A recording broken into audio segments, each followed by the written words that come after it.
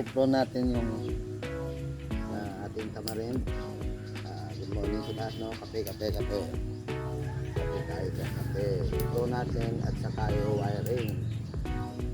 Kasi katulad nito,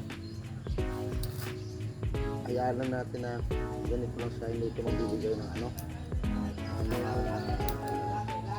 hindi nakapal yung ano nito. Ganito lang talaga siya. Kailangan natin tanggalin itong mga dahon ng tanda nga para magbibigay ng sanga. Ang diskarte sa pagpapakapal ng ano, ng mga bonsai natin.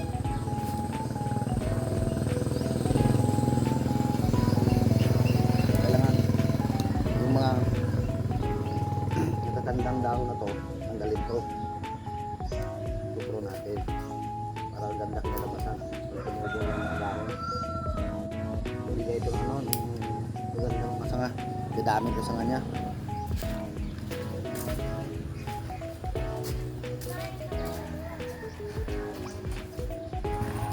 Yan ang diskarte sa pagbibonsai.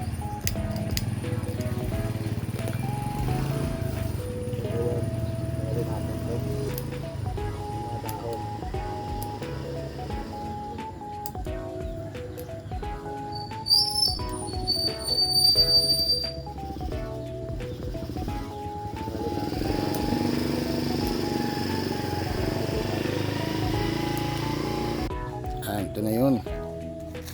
Tapos na. Ito na yung tamarind natin. Tapos na yung dahon. Yun, nag-pruning tayo.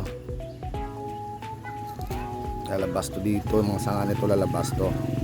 Wala na mga dahon lalabas. Yung sanga bibigay ng maraming sanga. Diyan naman tayo mag-ano mag-wiring sa sunod. Kasi naka-wiring na tayo. Tapos diskarte dito ganito. Linagyan ko ganito para sa susunod yung ano tawag dito, mga gamot niya lalabas to. Labas yung malalaking gamot. Aangat siya. 10 taon na mahigit yung tamarin ko na to. After 3 months siguro okay na yan. Labas na. Ganda na yan.